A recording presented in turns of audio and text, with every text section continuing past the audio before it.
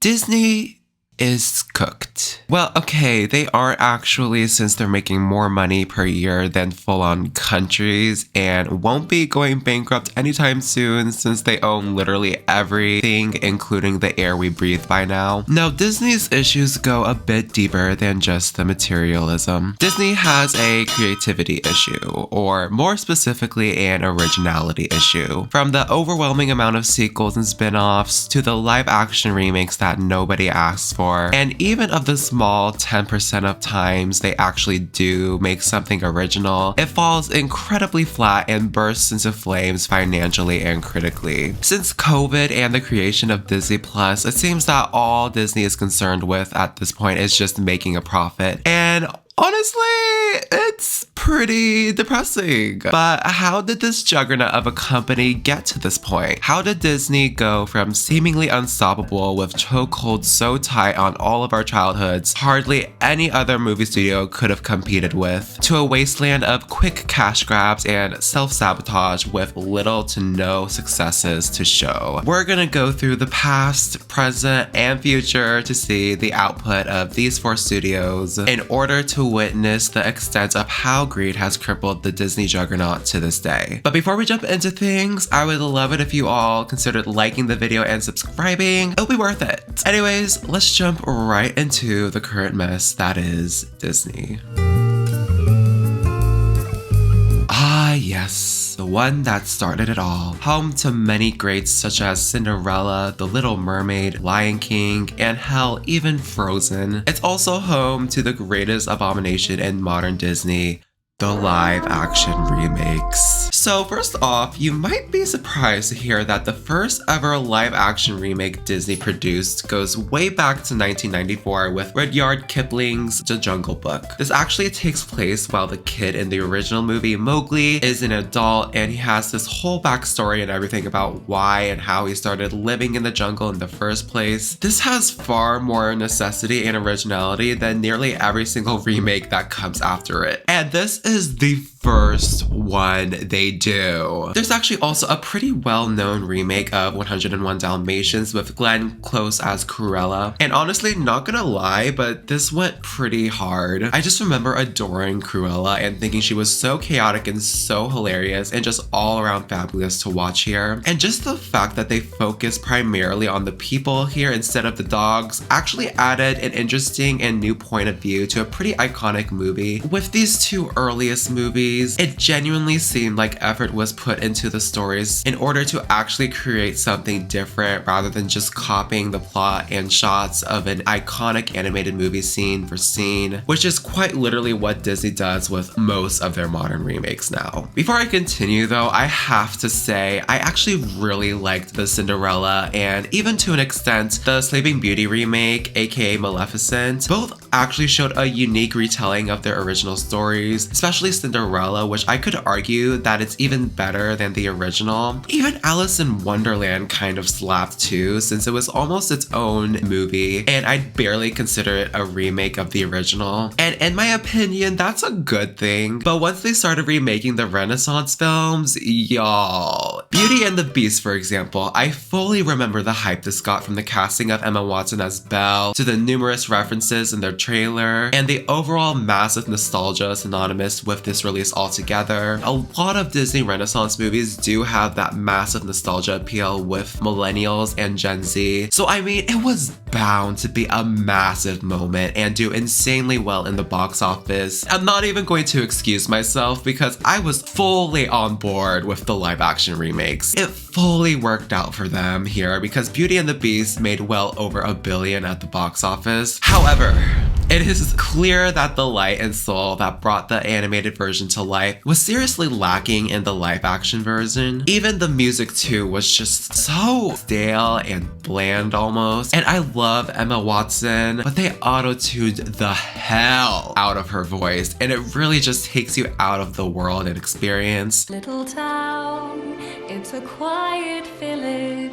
a lot of the other remakes in general just struggle with living up to their original counterparts or even attempt to provide something new and impactful with the OG story. But once the success of Beauty and the Beast became apparent, Disney just took it and ran with it, and since then they've made 11 remakes.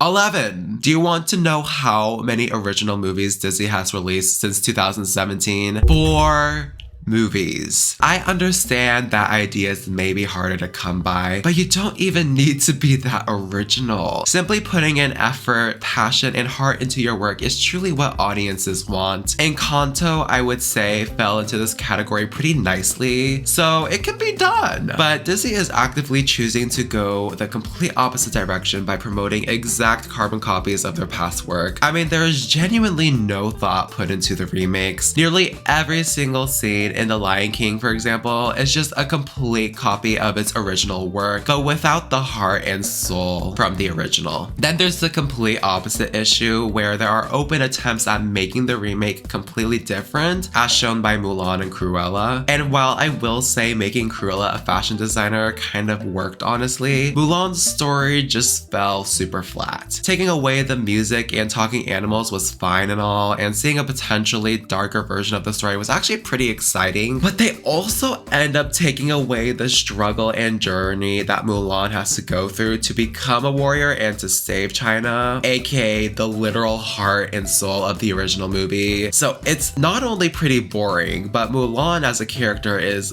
incredibly boring as well because she's perfect. Despite the complaints that the remakes may receive, they're still earning tons of profit and press. So Disney continues to make them with notoriously a Snow White remake coming out soon, and a live-action Mufasa prequel that not a single soul wanted or asked for. And then 6 more remakes are still being planned for the distant future. I mean, it's just sad, honestly. I don't think all the remakes are bad. It just seems so unnecessary, and people are clearly fed up with it. But as long as some profit is being made, it's over. Can you come up with something else? Can you come up with something else? I do want to talk about the sequels really quickly too. I will say sequels when it comes to Walt Disney Studios is not as big as an issue. I just think the sequels for the most part just come off as a bit unnecessary. I mean, there's a Moana 2 coming up, which nobody really asked for. It was supposed to be a TV show originally. It could go either way for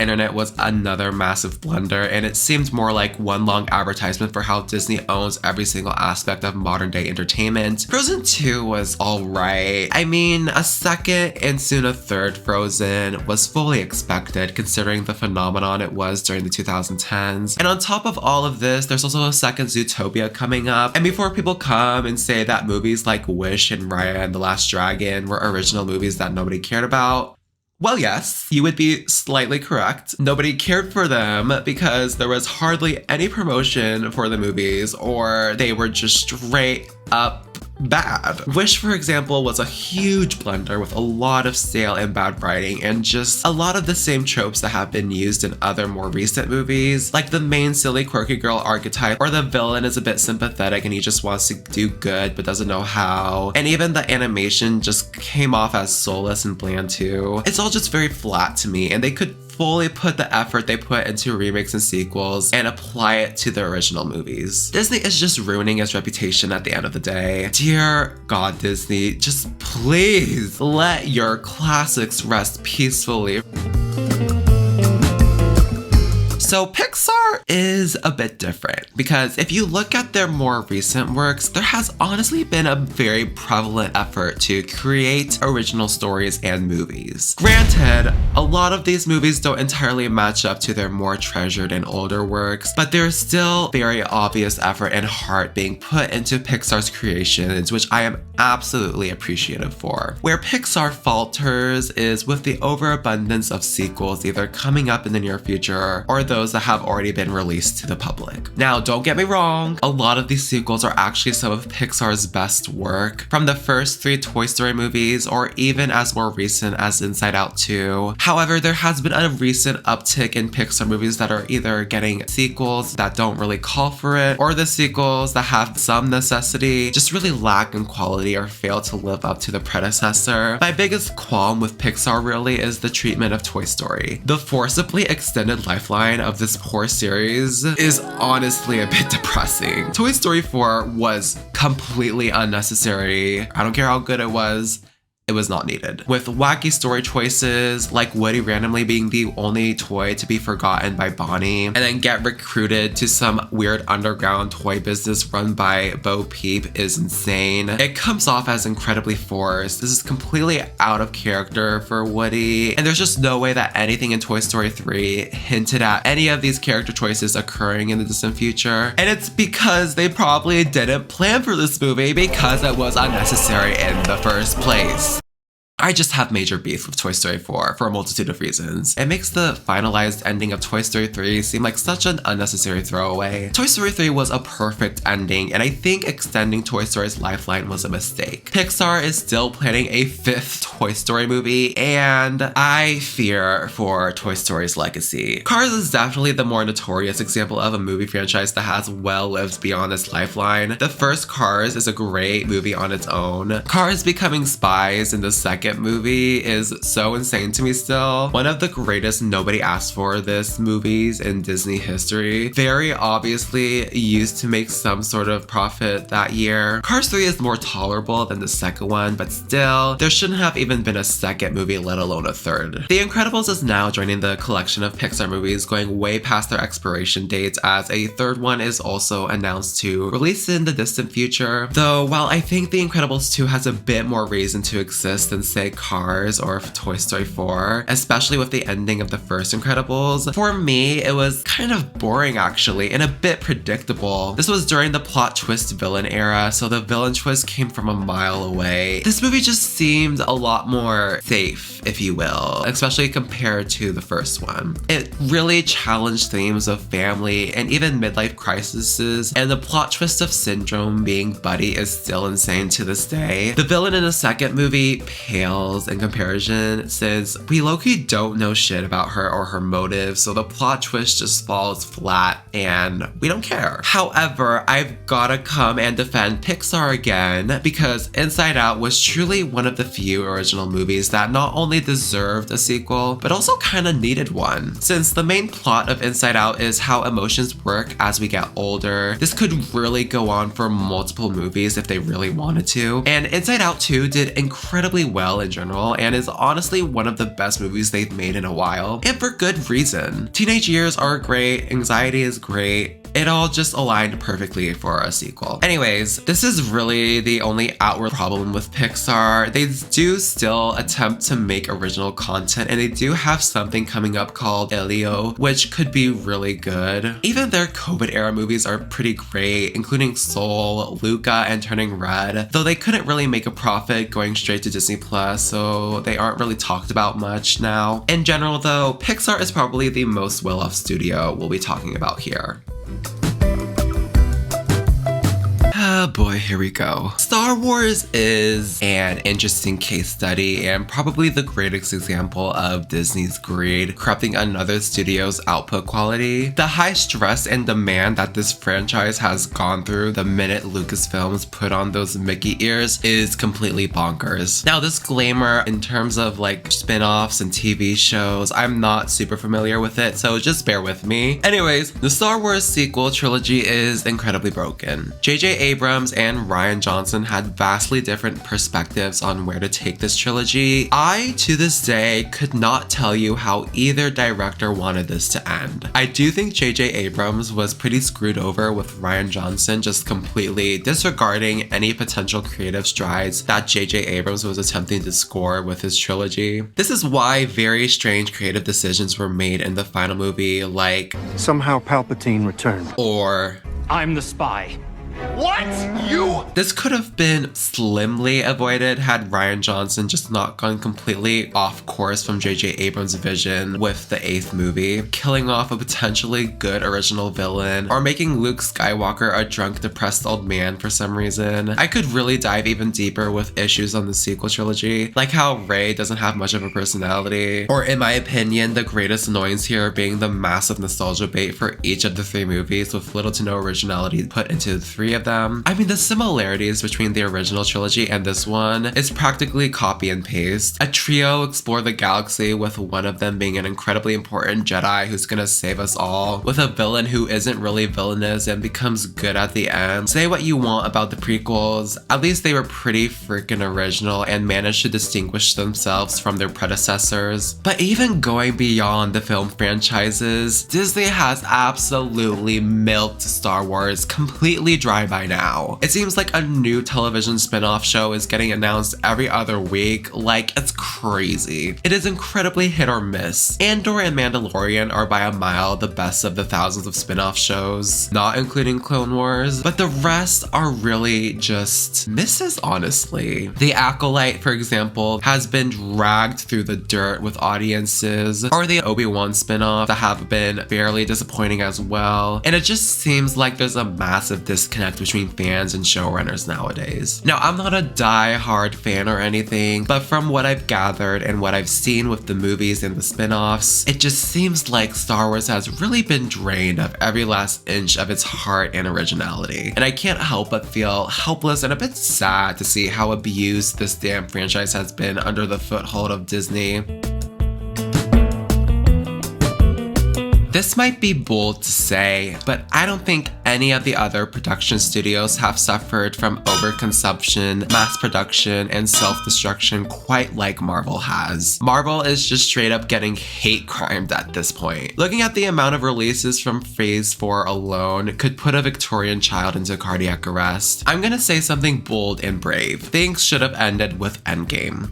Endgame was the most perfect conclusion to the Marvel universe, ending most, if not all, the storylines of the main characters and concluding the Infinity Stones plotline after an entire decade of movies. It was absolutely spectacular to witness this moment, and the amount of work and payoff that went into making the Marvel Cinematic Universe completely paid off. Now, I wouldn't mind if they kept making individual movies to either wrap up unfinished storylines from Endgame or just make movies for the sake of making movies, but it's clear as day Disney wants to extend this completely butchered multiverse storyline to its absolute limits, and in return we've gotten a multitude of hits and misses, especially misses with movies like Thor: Love and Thunder, or Doctor Strange and the Multiverse of Madness, Ant-Man and Quantumania, and many other movies that underperformed critically or financially. And do not get me started on the 10 billion TV shows they've attempted since Disney Plus came into fruition. There are a few gems here and there, don't get me wrong. I personally am a huge and massive fan of WandaVision, even with the cracked ass CGI abuse we witnessed at the end of it. I'm just a sucker for all the classic TV show references, and I just love Wanda and Vision together. And it's just a very creative and cleverly written show all around. Still though, a lot of these shows just come off as rather pointless and a bit confusing as to why this is even going to be a part of the new generation of Avengers. The superhero tropes in general are also growing incredibly stale by now. Every single Marvel project since Iron Man has ended in a CGI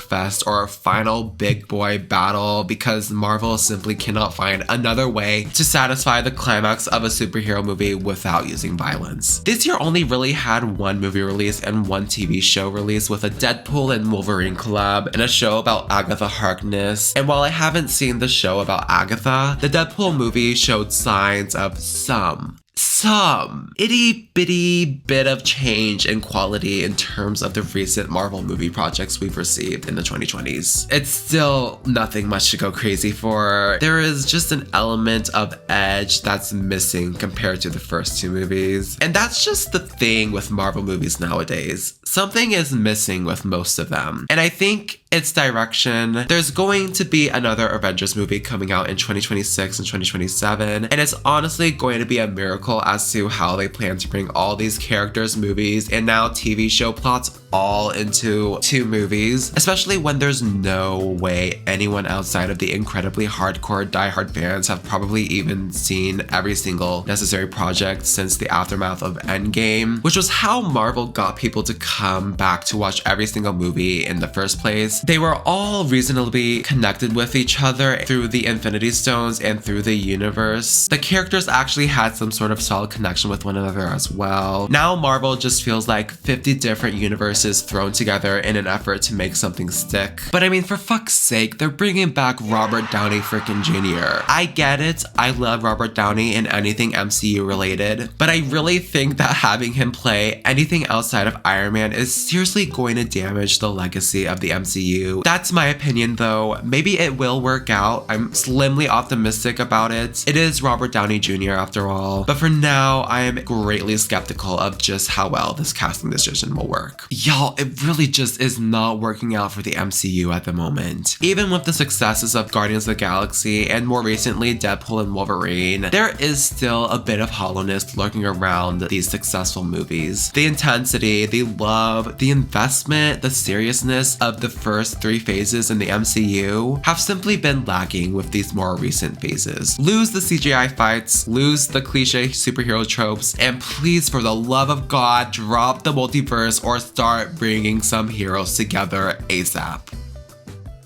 It's just become tiring, you know? Seeing minimal effort being put into movies from such a massive and hugely impactful studio. And what makes it worse is that as long as 1 or 2 movies make some sort of profit, they will keep going down this path. And while I do think some remakes or sequels are warranted, a majority of the time in Disney's case, it really has not been. And I just wish Disney as a whole would, you know, bring back some life and soul into its projects and view them not as a profit to be made, but something to shake up the movie industry and bring back the cinema that Disney was once so well known for. Anyways, I hope you all enjoyed this video. I know it was just a lot of ranting and opinions being thrown out there, so hopefully most of my points make some sense, and if you agree or disagree with anything, let me know in the comments down below. Thank you all so much for watching, and I will see you all in the next one. Bye.